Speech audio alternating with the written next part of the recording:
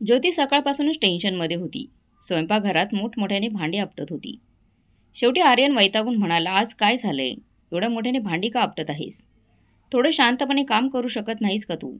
आणि जर काही त्रास असेल तर तोंडाने सांग. भांडी आपटून व्यक्त होण्याची गरज नाही.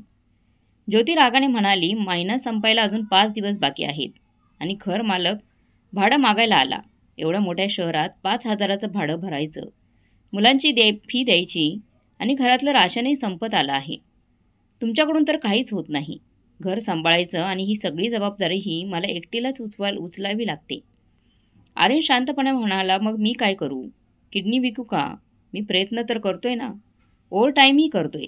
आज नाही तर उद्या परिस्थिती नक्कीच सुधारेल. थोडासा धीर धर. धीर धरू. एवढे कष्ट करूनही एवढ्या वयात काय मिळालं? 10 वर्ष झाली. मुंबईत राहून जेवढा पगार आहे त्यापेक्षा दुप्पट खर्च होतो. किती वेळा सांगितलंय, गावाकडचं घर आणि जमीन विकून टाका. त्या पैशाने आपला स्वतःचा व्यवसाय सुरू करू. स्वतःचं घर घेऊ. म्हणजे रोजच्या भाड्याच्या त्रासातून सुटका तरी होईल. पण नाही, तुम्हाला वडिलांशी बोलायला लाज वाटते. त्यांच्या मृत्यूनंतर सगळं आपलं होणार आहेच. पण तोपर्यंत मुलांबद्दल तरी विचार करा. आर्यन थोडासा चिडून म्हणाला, ज्योती, ते आज मरून जाणार नाहीत. उगाच काहीही बोलू नकोस. माझ्या आईवडिलांबद्दल थोडा आदर ठेव. मान सन्मान ठेव. मान्य आहे, तू बरोबर बोलतेस. आपल्याला त्यांच्याकडे मदत मागायला हवी. पण मी त्यांना कितीतरी वेळा सांगितलंय की आमच्यासोबत या. चांगलं घर घेऊ. व्यवसाय सुरू करू. पण त्यांना गाव सोडायचं नाही. ते म्हणतात गावचं हवामान त्यांना चांगलं वाटतं. इथे 2 खोल्यांच्या घरात राहणं त्यांना मान्य नाही. तुम्हाला डोकं तरी आहे का थोडं? प्रेमाने जाऊन बोला. एकुलता एक मुलगा आहे म्हटल्यावर त्यांचं मन विताळेल. ठीक आहे, असं करूया. दिवाळीची सुट्टी आलीच आहे. आपण 10 दिवस गावी जाऊयात. मी सासूबाईंशी बोलते. कदाचित त्यांना माझं बोलणं पटेल आणि कदाचित आपले दिवसही बदलतील. ज्योती या आर्थिक तंगीमुळे खूपच त्रस्त होती. ती मूळची छोट्या कुटुंबातील मुलगी होती. पण मुंबईत आल्यानंतर तिची स्वप्न आणि आकांक्षा खूप मोठ्या झाल्या होत्या. तिला स्वतःचं घर हवं होतं आणि स्वतःचा व्यवसाय सुरू करून राहणीमान उंचवायचं होतं. तिच्या मैत्रिणी श्रीमंत होत्या आणि त्यांच्याशी बरोबरी करताना ती नकळत खोट्या प्रतिष्ठेत गुरफटली गेली होती. काही दिवसांपूर्वी तिची मैत्रीण मृणालीने पार्टीसाठी घरी येण्याचा आग्रह केला. त्यावेळी ज्योतीने कसं तरी टाळलं. पण तिची मनापासून इच्छा होती की सगळ्यांनी तिच्या घरी यावं, तिचं राहणीमान बघावं आणि तीही सगळ्यांसमोर अभिमानाने सांगू शकेल, माझ्याकडे ते सगळं आहे जे तुमच्याकडे आहे. ती स्वतःशीच विचार करत होती, किती दिवस असं भाड्याचं सामान घेऊन खोटी प्रतिष्ठा मिरवत राहायचं. असो. सगळे गावी आले आणि सासू सासऱ्यांच्या घराच्या दारावर टकटक केली. मालतीताईने दरवाजा उघडला आणि आपल्या सुनेला, मुलाला तसेच नातवंडांना पाहून त्यांच्या चेहऱ्यावर आनंद ओसंडून वाहू लागला. आर्यन, खूप छान केलंस बेटा. आम्हाला भेटायला आलास. नाहीतर तुला वेळ नसतो. वृद्ध आईवडिलांना आठवायला वेळ कुठून मिळणार? मंदारराव टोकाने म्हणाले. आर्यन नम्रतेने म्हणाला, बाबा, तुम्हा दोघांची आठवण खूप येते. पण काय करू? कारखान्यात काम इतकं असतात की सकाळी निघतो आणि रात्रीच परततो. व्यवस्थित जेवायलाही वेळ मिळत नाही बाबा. घरी ज्योतीलाही खूप कामं असतात. ती मुलांची काळजी घेते आणि शाळांना सुट्ट्या कमी असल्यामुळे सगळं जमवणं कठीण होऊन जातं. पण यावेळी सगळं बाजूला ठेवून तुम्हाला भेटायला आलो. मालतीताई समाधानाने म्हणाल्या. खूप चांगलं केलंस बाळा. तुझे बाबा असे बोलतच असतात. त्यांचं बोलणं मनाला लावून घेऊ नकोस. चला, आधी हातपाय धुवून घ्या. मी चहा नाश्ता आणते. सर्वांनी चहा नाश्ता केला आणि नंतर थकलेले असल्यामुळे खोलीत आराम करण्यासाठी निघून गेले. सकाळी आर्यन आणि ज्योती दोघे आईवडिलांच्या सेवेसाठी लागले. आर्यन आपल्या बाबांबरोबर शेतावर गेला. शेतीची पाहणी करत होता आणि गुपचूप घराच्या किमतीचा अंदाजही घेत होता. दुसरीकडे ज्योती आपल्या सासूबाईंशी गोड बोलून त्यांच्या दागिन्यांबद्दल, पैशाबद्दल आणि मालमत्तेबद्दल माहिती मिळवण्याचा प्रयत्न करत होती. एवढं प्रेम आणि आपुलकी मिळाल्यामुळे मालतीताई आणि मंदारराव खूपच सुखावले होते. त्यांना नेहमी वाटायचे की मुलं शहराच्या धकाधकीच्या वातावरणात रमली आहेत. आता ती गावी येणार नाहीत. आपण दोघांनी इथेच आयुष्य संपवायचं आहे. पण सध्या मुलगा आणि सुनेच्या वागणुकीने ते खूपच आनंदित झाले होते. गावातले लोकही त्यांचं कौतुक करत होते. मंदारराव, तुम्हाला आर्यनसारखा गुणी मुलगा लाभलाय. आता तुझ्या हातापायांना त्रास होतो ना, मग शहरात जाऊन ये. जाऊन तुझ्या मुलांच्या घरी आरामात राहा.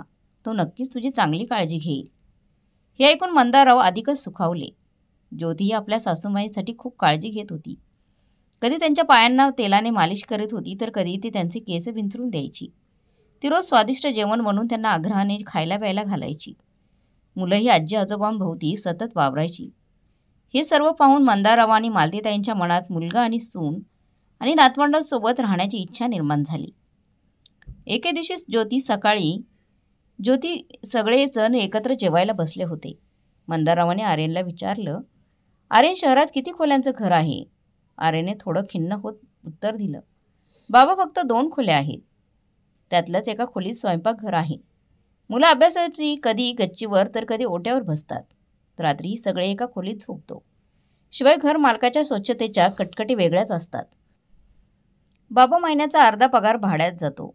कधी कधी वाटतं पोटाला अन्न तरी मिळणार का नाही. तेव्हा मंदाराव म्हणाले, मग तर खूपच अवघड आहे बाळा. आपण एक काम करूया. गावाकडचं एक मोठं घर विकून टाकूया आणि तू शहरात मोठं घर घे. सगळेजण मिळून मिसळून राहूयात. बघ ना, या 8 दिवसात मला किती सुख मिळालं आहे. जेव्हा मी कायमचं तुझ्याजवळ राहीन तेव्हा माझं म्हातारपण आरामात जाईल. अशा गोष्टी बोलण्यासाठी आर्यन घाबरत होता. जी गोष्ट बोलण्यासाठी आर्यन घाबरत होता तीच गोष्ट त्याच्या बाबांनी स्वतःहून सांगितली. हे ऐकून आर्यन आणि ज्योती दोघांच्याही आनंदाला पारावर उरला नाही. त्यांच्या नवऱ्याचं बोलणं ऐकून मालतीताईने समाधानानं हसत म्हटल्या, तुम्ही तर खूप चांगला विचार केलात. माझ्या मनातही याच विचारांचा गोंधळ होता. एवढी प्रेमळ सून भेटली आहे. नेहमी वाटायचं की तिच्या हातून माझी सेवा व्हावी. पण तुम्हालाच गाव सोडायचं नसल्यामुळे मी भीतीने काही बोलत नव्हते. जर आता तुमच्या मनातही असाच विचार आला आहे तर लवकर करा. एवढी चांगली संधी मी माझ्या हातून जाऊ देणार नाही. ज्योती आनंदाने म्हणाली, हो बाबा, यापेक्षा चांगलं काय असणार आहे. आपण आपल्या स्वतःच्या घरात आनंदाने राहू. मग एक गाडी घेऊ आणि त्यात तुम्हाला बसवून मॉल, हॉटेल, बाजार, देवाचं दर्शन करायला जाऊ. तुम्हालाही मोठ्या शहराचं जलवे पाहायला मिळतील. हे ऐकून सगळे मोठमोठ्याने हसू लागले. मग आर्यन म्हणाला, पण बाबा, घरच का, शेतजमीनही विकून टाकूया आणि गावातून कायमच निघून जाऊयात. परत इथे येण्याचं काहीच कारण नाही. तुम्हाला काय वाटतं? मंदाराव गंभीर होत म्हणाले, आर्यन, आपली शेतजमीन ही आपल्या पूर्वजांची आठवण आहे. ती सोडून देणे सोपं नाही. मी थोडा वेळ विचार करतो, मग पाहूया काय करायचं. दुसऱ्या दिवशी मंदारावांनी सगळं प्रकरण आपल्या बालमित्र प्रकाशरावांना सांगितलं. प्रकाशराव मोठे शेतकरी होते. सगळं ऐकल्यानंतर प्रकाशराव म्हणाले, मुलगा सुनेसोबत आयुष्य घालवणं ही चांगली गोष्ट आहे. त्यासाठी स्वतःचं घर, शेती सुद्धा विकायला लागली तरी ठीक आहे. शेवटी जिथे मुलं राहतात तिथेच आई वडील असायला हवेत. म्हातारपणाला त्यांचाच आधार लागतो. पण मला एक विचारायचं आहे, तुला वाईट तर वाटणार नाही ना? मंदारावांनी आश्चर्याने विचारलं. काय झालं? प्रकाशराव म्हणाले, आजकाल वर्तमानपत्रांमध्ये किंवा मोबाईलवर अशा बातम्या ऐकायला येतात की काळीच दडपून जातं. काही मुलं आईवडिलांना रस्त्यावर भीक मागायला सोडून देतात, नाहीतर ट्रेनमध्ये बसून विसरतात किंवा वृद्धाश्रमात निघून जातात. मला वाटतं असं काही तुमच्यासोबत होऊ नये. त्यामुळे जो काही निर्णय घ्यायचा आहे तो विचारपूर्वक घे. मंदाराव कडवट होत म्हणाले, अरे प्रकाश, ते नालायक आणि निर्लज्ज मुलं असतील जे आपल्या जन्मदात्या आईवडिलांना सोडून जातील. अशी मुलं असण्यापेक्षा आई वाजोंडी असलेली तेच बरं, असं समजावं. प्रकाशराव शांत म्हणाले, हे बघ मंदार, मुलांवर विश्वास ठेव, पण अंधविश्वास करू नकोस. विचारपूर्वक निर्णय घे. मी निघतो आता, मला अजून थोडं काम आहे. प्रकाशराव निघून गेल्यानंतर मंदाराव विचारात पडले. निर्णय योग्य होता का?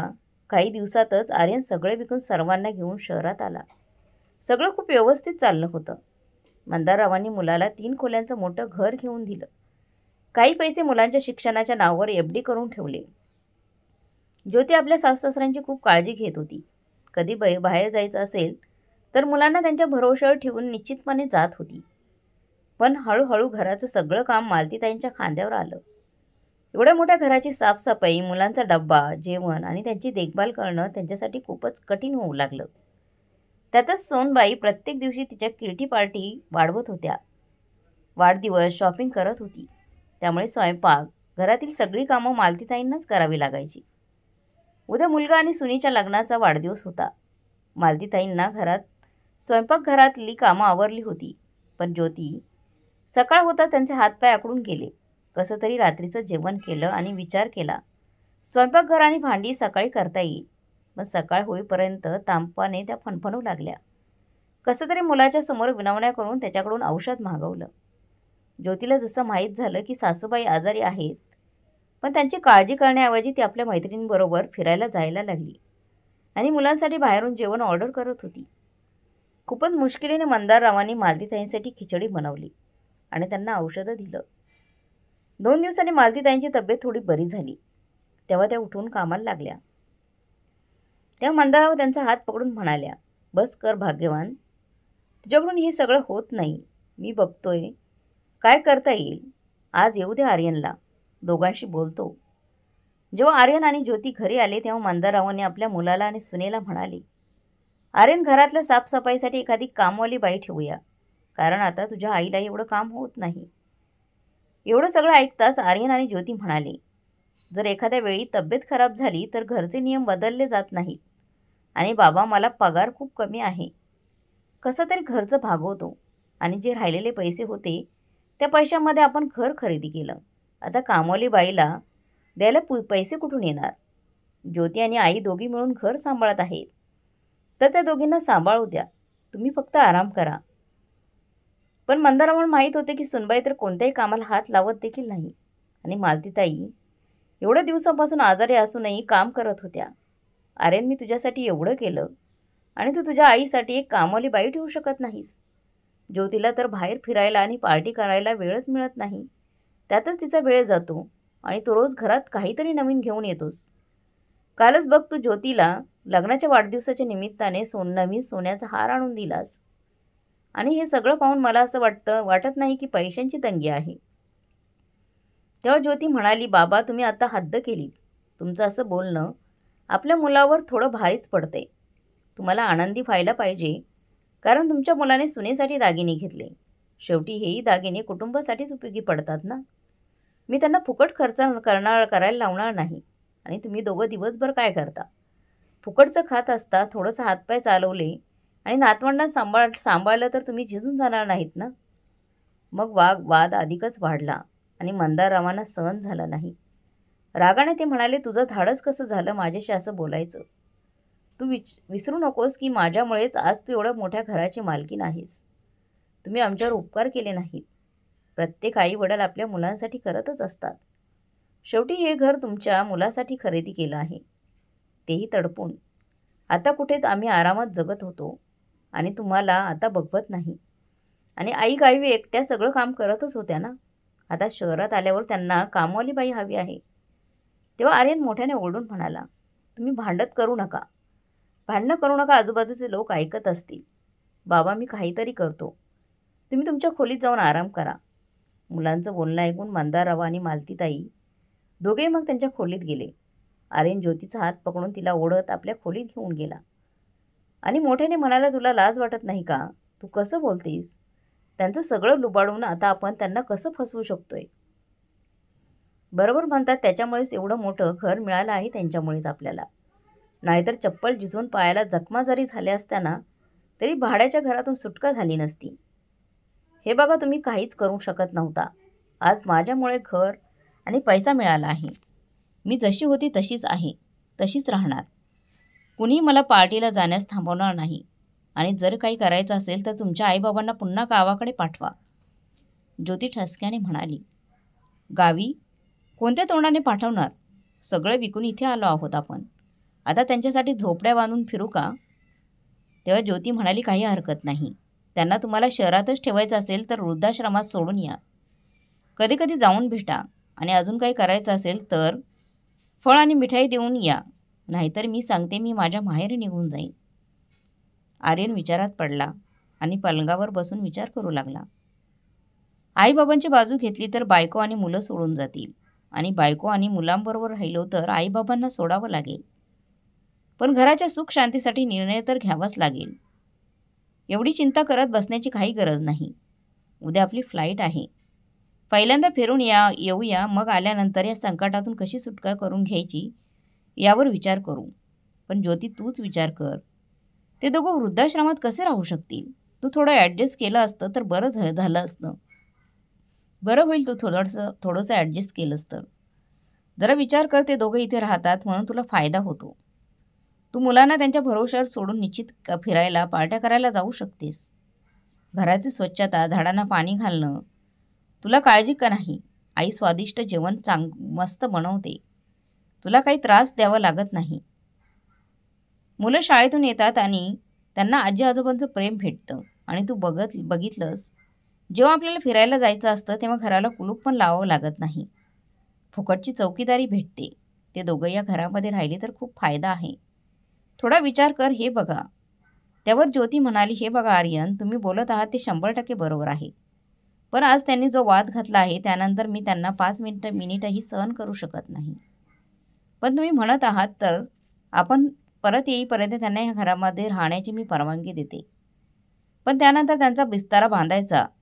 जर तुमचं डोकं ठिकाणावर आलं नाही आणि आईवडिलांसाठी मला ॲडजस्ट करायला सांगितलं तर मला एक क्षणही लागणार नाही दोन्ही मुलांना घेऊन जायला. आणि दुसरी गोष्ट म्हणजे मी तुम्हा तिघांवर मानहानीची केस देखील करेल. घाला कोर्टामध्ये कचेरीच्या चक्रा मग. मी जिंकणार तेव्हा देत राहा भरण पोचण्यासाठी भत्ता आणि राहा मग तुमच्या आईबाबांसोबत. एवढं बोलून ज्योती रागाने पाय आपटत खोलीतून बाहेर गेली. कदाचित आर्यनच्या मनात आपल्या आईवडिलांसाठी थोडे दयेचे भाव बाकी होते म्हणून तो पुन्हा पुन्हा समजावण्याचा प्रयत्न करत होता. पण कुठेतरी तो कमी पडत होता, कारण प्रश्न त्यांच्या मुलांचा होता. काय करावं काही समजत नव्हतं. चला सध्या तरी महाबळेश्वरला जातो, तिथे जाऊन शांत डोक्याने विचार करीत, असं म्हणून आर्यनने आपली बॅग भरायला सुरुवात केली. दुसऱ्या दिवशी सकाळी चौघेही आपली बॅग घेऊन घरातून बाहेर पडले. तेव्हा मालतीताई म्हणाल्या, मुलांनो, मी तुमच्यासाठी नाश्ता तयार केला आहे. अचानक कुठे जात आहात? मालतीताई घाबरत म्हणाल्या, आई, गरजेचं होतं का बाहेर जाताना ठोकायचं? आणि एवढं प्रेम होतं तर काल एवढा तमाशा करायची काय गरज होती? काल तर बाबांना खूप त्रास होत होता तुम्हाला काम करताना पाहून, आणि आज आमच्यासाठी नाश्ता बनवत आहात ते. एवढे उपकार आमच्यावर करू नका. आणि तसंही तुमच्या हातचं जेवण खाण्यासाठी आयुष्यभर आम्ही उपाशी बसणार नाही, रागाने ज्योती म्हणाली. ज्योती, थोडी गप्प बस. आई, आम्ही महाबळेश्वरला जात आहोत. मुलांना सुट्टी आहे म्हणून. विचार केला थोडं फिरून यावं. तुम्ही तुमची काळजी घ्या घरी, आम्ही येतो, आर्यन म्हणाला. आर्यन सर्वांना घेऊन गाडीजवळ आला. पण तेवढ्यात मालतीताईंनी पाहिलं की आर्यन काहीतरी कामासाठी त्याच्या खोलीमध्ये परत आला होता. त्या मालतीताई धावतच स्वयंपाकघरात गेल्या. एक मोठा जेवणाचा डबा भरला आणि मंदारावानं म्हणाल्या, अजून ती लोक निघालेले नाहीत. तुम्ही हा डबा त्यांना नेऊन द्या. माझ्या पायात वेदना होत आहेत, नाहीतर मीच गेली असती. मंदाराव रागाने म्हणाले, तू तुझ्या सोन्याचा तोरा बघितलास का? आपल्या वडिलांसमान सासऱ्यांसोबत कशी बोलत होती ती. आता तुला वाटतं मी नोकरासारखा तिला डबा द्यायला जाऊ का? तुम्ही पण ना, हे सगळं तुमच्या मुलांनी केलं असतं तर थोडासुद्धा विचार केला नसता. ती बिचारी ॲडजस्ट करत आहे. आधी एकटी राहत होती. तुझं नाटक पण कमी नाही. हे बघा, सगळ्या गोष्टी एका बाजूला. मी माझ्या नातवंडांना उपाशी पाहू शकत नाही. रागाने तिने सकाळी मुलांना दूधही पिऊ दिलं नाही. बिचाऱ्या मोठ्यांची शिक्षा आपले नातवंड भोगत आहेत. ते उपाशी राहिले तर मला सहन होणार नाही. जावा आणि हा जेवणाचा डबा देऊन या. मंदाराव मग रागाने म्हणाले, तुझ्यासारख्या हट्टी बाईमुळे माझं आयुष्य खराब झाले. तूच हट्ट करत होती, शहरात चला, शहरात चला, मुलगा आणि सुनेजवळ राहूया. बघितला परिणाम, कसली सून आहे आणि कसला मुलगा आहे. कान नाही, बोलतो चोरो का गुलाम. तुम्ही तुमचं रामायण थोड्या वेळासाठी बंद ठेवता का? तुम्हाला तुमच्या सुनेजवळ जायचं नाही तर तुमचा मुलगा त्यांच्या खोलीमध्ये आहे. खोलीमध्ये देऊन या. कदाचित पैसे विसरला आहे. खूप गडबडीत होता. जावा त्याच्या खोलीत जाऊन त्याला डबा द्या. त्याला सांगा त्याच्या आईने दिला आहे. तो डबा नक्कीच घेईल. त्याला पण माहीत आहे मुलं उपाशी आहेत. पटकन जावा, उशीर करू नका. उभं राहून माझं तोंड काय बघत आहात? मालतीताई मंदारावांना धक्का देऊन म्हणाल्या. आर्यनच्या खोलीत पाठवलं. मनात नसताना सुद्धा ते मुलाच्या खोलीकडे निघाले. तेवढा त्याने आर्यनचा आवाज आला. तू माझी समस्या समजून घे. मामला खूपच गंभीर आहे. माझ्या बायकोला माझ्या आईबाबांबरोबर राहायचं नाही. घरामध्ये फक्त भांडणं चालू आहेत. समजत नाही काय करू. काल तर तिने हद्द केली. ती म्हणाली की महाबळेश्वरवरून परत आल्यानंतर त्यांना इथे पाहिलं, म्हणजे आईबाबांना जर इथे पाहिलं तर ती घर सोडून निघून जाईल. आता तूच सांग मी काय करू? तेव्हा त्याचा मित्र त्याला म्हणाला, अरे हे तर आजकाल प्रत्येकाच्या घरात होत आहे. तरुण लोकांना वृद्ध लोकांबरोबर राहायचं नसतं. एवढी गंभीर समस्या नाही जेवढी तू समजत आहेस. त्या लोकांनी आपलं आयुष्य जगलेलं आहे. आता तुम्हाला तुमचं आयुष्य जगायचं आहे. किती दिवस घरात भांडण करत बसणार? मुलांच्यावर काय परिणाम होईल? माझं ऐक, मी तुला एक खूप चांगला सल्ला देतो. त्यावर अंमल कर. तेव्हा आर्यन म्हणाला, सांग, खरंच असं होऊ शकतं का?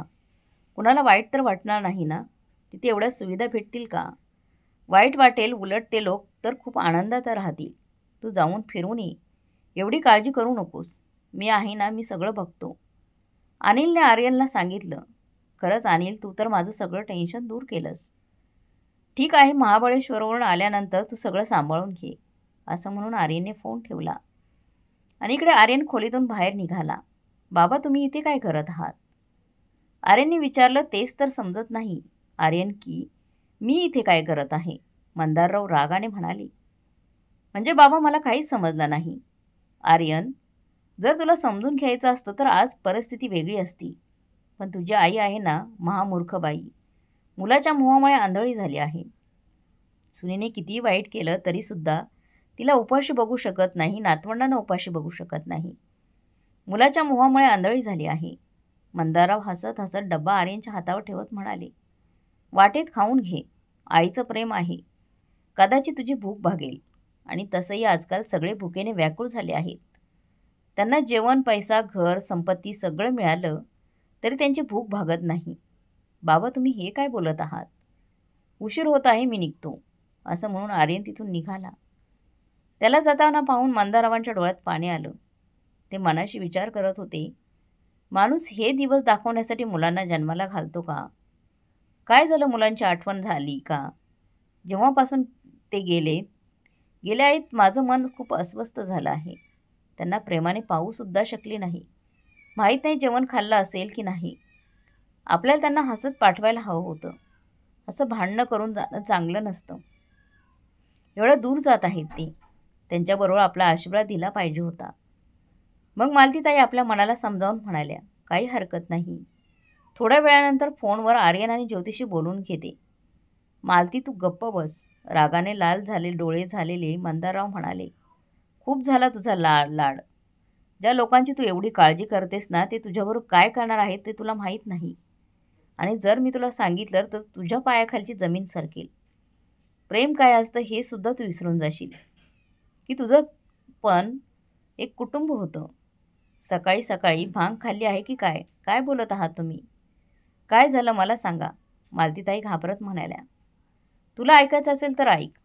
एकाच श्वासात जे काही त्यांच्या मनात होतं ते सगळं त्यांनी बोलून दाखवलं. हे सगळं ऐकून मालतीताई धपकन सोप्यावर बसल्या. खरंच एवढा मोठा धोका आपल्या मुलाकडून आणि सुनेकडून? देवा, हे सगळं बोलण्याआधी, बघण्याआधी मला का घेऊन गेला नाहीस? मालती, तू चिंता करू नकोस. मी आहे ना. त्यांना असा धडा शिकवणार की आयुष्यभर आपल्या बापाला लक्षात ठेवतील. आणि हे उदाहरण प्रत्येक मुलासाठी असेल. तुम्ही असं काय करणार आहात? मला पण सांगा. तू शांत बस, असं म्हणून मंदारराव बाहेर निघून गेले. 6 दिवसांची सुट्टी संपल्यानंतर आर्यन आणि ज्योती मुलांबरोबर घरी परत येत होते. खरंच आर्यन यावेळी खूप मज्जा आली. पहिल्यांदा आपण एवढं दूर घराची काळजी न करता फिरायला आलो. थंड वातावरणात मन किती प्रसन्न झालं. मुलांनी पण खूप एन्जॉय केला. हे फोटो बघ किती सुंदर आले आहेत. आपल्या सर्वांच्या आता तर घरी जाऊन फक्त आराम करायचा. आर्यन आणि ज्योती दोघेही बोलण्यात व्यस्त होते. कधी घरी पोहोचले त्यांना त्यांचं कळलं नाही. गाडी थांबताच आर्यन म्हणाला, तू पुढे हो, मी सामान घेऊन येतो. ज्योती मुलांना घेऊन आराम करायला खोलीमध्ये निघाली. त्याच वेळेस ज्योतीने आर्यनला आवाज दिला, आर्यन, घरामध्ये या. या मुली कोण आहेत? आश्चर्यचकित होऊन ज्योती आपल्या नवऱ्याला म्हणाली, बघा तर 2 बाल्कनी आणि 2 बागेमध्ये बसले आहेत. तुम्ही कोण आहात आणि आमच्या घरात काय करता? आर्यन त्या मुलीला थांबवून विचारलं, आम्ही मंदार काकांच्या घरात राहतो. आम्ही जवळच्या कॉलेजमध्ये शिकतो. आमचं घर दुसऱ्या शहरात आहे. हे घर कॉलेजच्या जवळ असल्याने इथं भाड्याने खोली घेतली आहे.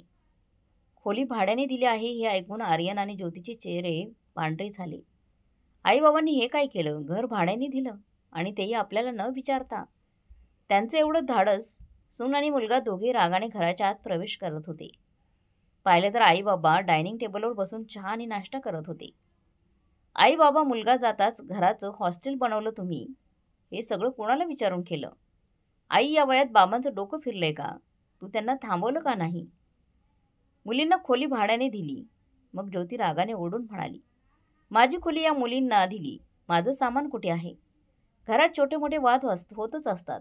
स्वतःच्या मुलाला कोण असं अपमानी करतं का? कुणी अन्यायपूर्वक भाड्याने घर देऊ शकतं का? तर मंदाराव आरामात चहाचा कप टेबलावर ठेवून म्हणाले, कोणतं घर? कोणाचं घर? तुम्ही लोक तुमच्या कोणत्या अधिकाराबद्दल बोलत आहात? माझ्या निर्णयाबद्दल तुम्हाला विचारायची गरज नाही. जे काही करायचं होतं ते मी केलं. फक्त फरक एवढाच आहे, या घरातून आम्ही दोघं जाणार होतो, आता तुम्ही दोघं निघालात. मंदारावांच्या तोंडून असं ऐकून दोघेही स्तब्ध झाले.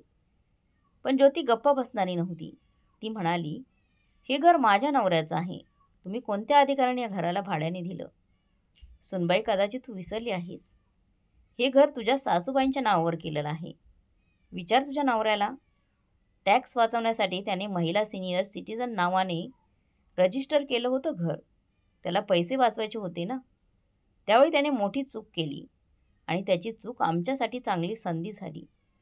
पण बाबा, तुम्ही हे विसरला आहात. बापाच्या प्रॉपर्टीवर मुलाचा पूर्ण अधिकार असतो.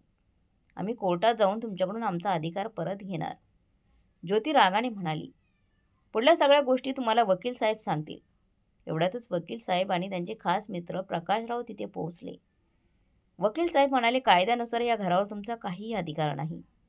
कारण हे घर घेण्यासाठी जे पैसे वापरले होते ते मंदारावांच्या शेतातल्या कमाईचे होते. त्याचे साक्षीदार स्वतः प्रकाशराव आहेत, ज्यांनी शेतीची जमीन खरेदी केली होती. त्यामुळे जे काही आहे ते सगळं मंदारावांचं आहे आणि त्यांच्या मर्जीशिवाय तुम्हाला एक पैसासुद्धा भेटू शकत नाही. तुम्ही कितीही कोर्ट कचेरी केली तरी आपली बाजू हातातून जाताना पाहून ज्योती म्हणाली. ज्योती, मग सरड्यासारखे आपले रंग बदलून, आई बाबा, चूक तर मुलाकडूनच होते ना. मोठ्याचं कर्तव्य असतं त्यांच्या चुकांवर त्यांना समजावावं. अशा प्रकारे आम्हाला घरातून बाहेर काढणं चुकीचं आहे. आमचा नाही, पण तुमच्या नातवंडांचा तरी विचार करा. कुठे जाणार बिचारे? हो बाबा, नक्कीच काहीतरी गैरसमज झाला आहे. त्यामुळेच तुम्ही एवढं मोठं पाऊल उचललं आहे. छोटा मोठा वाद भांडणं कोणत्या घरात होत नाही. त्यांना मिटवायला हवं. असं दुसऱ्यांना बोलावून घरामध्ये तमाशा करायचा नसतो. आर्यनचा इशारा वकील साहेब आणि त्यांचे मित्र प्रकाशरावांकडे होता. बाबा, तुम्ही समजून घ्या. बाहेरचे लोक येऊन फक्त हसतात. घरातील लोक एकमेकांच्या समस्या समजून घेतात. एवढ्यात आजपर्यंत गप्प असणाऱ्या ताई म्हणाल्या, अरे वा आर्यन, तुझा सल्ला ऐकून खूप आनंद झाला. कमीत कमी तुला एवढी तेवढी बुद्धी तरी आहे. तुला आज समजले की बाहेरच्या आणि घरातल्या लोकांमध्ये काय फरक असतो. पण आता तू माझा सल्ला ऐक. माझ्या मुलावर आणि सुनेवर विश्वास ठेवून मी या जगातील सर्वात मोठी चूक केली आहे. तुम्हा लोकांवर एवढा भरोसा केला, सगळं काही तुझ्यावर लुटलं. तुझ्या बाबांबरोबर पण भांडणं केली. प्रत्येक वेळी असंच म्हणत राहिले की शांत राहा, घरातल्या गोष्टी आहेत, घरातच राहू द्या. पण तू तर आम्हाला वृद्धाश्रमात पाठवण्याची सगळी तयारी केली होतीस. आर्यन आणि ज्योती मग एकमेकांकडे पाहू लागले. तेवढ्यात मंदाराव म्हणाले, घाबरू नकोस आर्यन. ही गोष्ट तर मी त्या दिवशीच ऐकली होती, ज्या दिवशी तू महाबळेश्वरला निघाला होतास. मला हवं असतं तर मी त्याच दिवशी तुम्हा दोघांना घरातून हाकलून काढलं असतं. पण तुम्हाला आश्चर्यचकित करणार होता त्या अगोदरच मी तुला हैराण करून टाकलं. मला तुला सांगायचं होतं की प्लॅन तूच नाही तर मीही देखील करू शकतो. आता जास्त उशीर लावू नकोस. तुझं सामान स्टोअररूममध्ये ठेवलं आहे. पटकन उचलायचं आणि घर खाली करायचं. पण बाबा, मी कुठे जाऊ? ज्योती रडत म्हणाली. ही सगळी काळजी तेव्हा करायची होती जेव्हा तू तुझ्या वृद्ध आईबापांना, तुझ्या वृद्ध सासू सासऱ्यांना घरातून काढण्याबद्दल विचार करत होतास. बाळा, जर असं असतं तर मी सुद्धा तुझ्या आजी आजोबांना घरातून काढलं असतं. पण मी आयुष्यभर त्यांची सेवा केली आणि हे सगळं तू तुझ्या डोळ्यांनी बघितलंस. मग तू स्वतः असं कसं करू शकतोस? ठीक आहे, मान्य केलं, तुला वेगळं राहायचं होतं तर स्पष्ट सांगायचं होतं. आमची सोय आम्ही दुसरीकडे केली असती.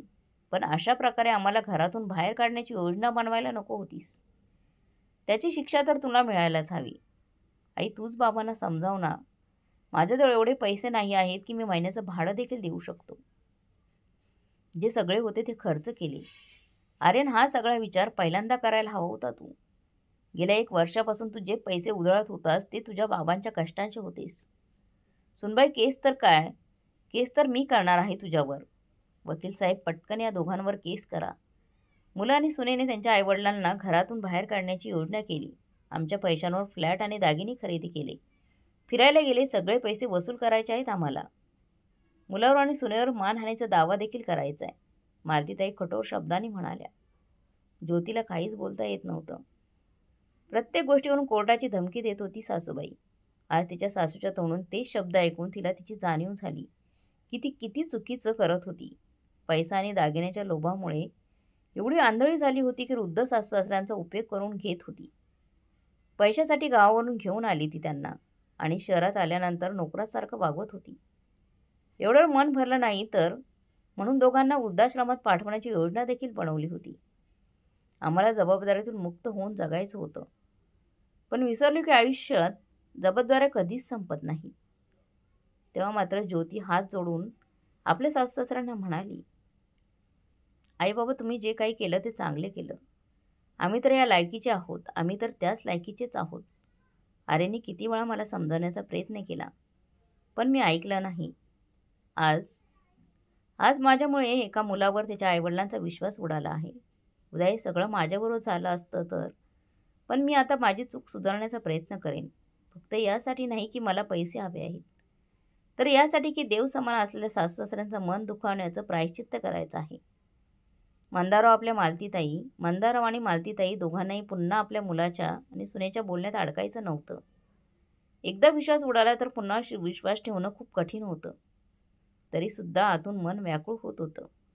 पण बाहेरून कठोर दाखवत होते ते, कारण आता त्यांच्यामध्ये पुन्हा धोका सहन करण्याची हिंमत आणि शक्ती दोघांमध्येही नव्हती. दोघेही मग गुपचूप घरातून निघून गेले. घराच्या जवळच एक घर भाड्याने घेतलं, म्हणजे आईबाबांची काळजी घेता येईल. कधी सामान घेण्याच्या निमित्ताने करून तर कधी आईबाबांची विचारपूस करण्याच्या निमित्ताने दोघे घरी येत जात होते. ज्योती आता पहिल्यासारखी राहिली नव्हती. ती आपल्या सासूबाईंची आवडत्या भाज्या बनवून आणत होती, तर कधी सासऱ्यांसाठी त्यांची आवडती मिठाई घेऊन येत होती. आर्यन आपल्या आईवडिलांशी बोलण्याचा प्रयत्न करत होता, पण ते दोघे हो किंवा नाही असे उत्तर देत होते. मात्र नातवंडांसोबत हसत खेळत होते. घरामध्ये फक्त आर्यनचाच पगार येत होता आणि खर्च वाढत होता. त्यामुळे ज्योतीने आपला फालतू खर्च बंद केला आणि एक टिफिन सेंटर सुरू केलं. त्याच्यापासून दोन्ही फायदे होते.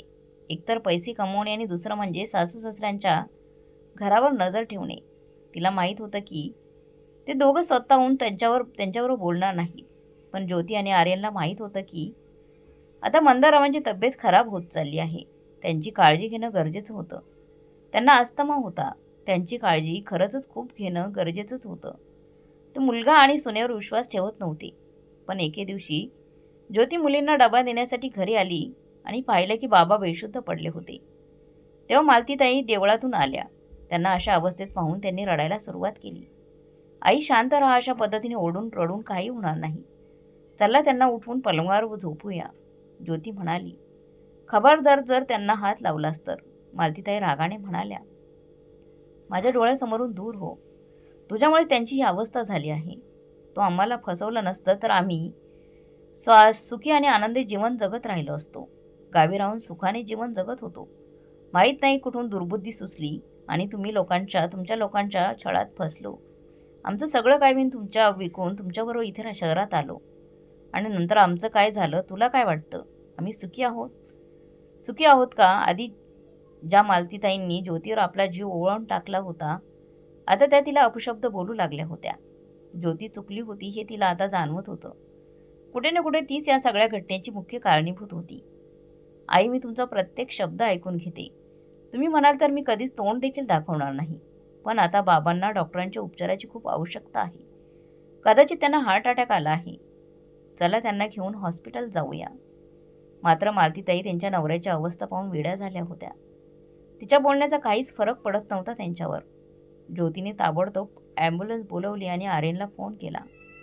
आर्यनला पोहोचायला थोडा वेळ लागला, पण तोपर्यंत ॲम्ब्युलन्स आली होती.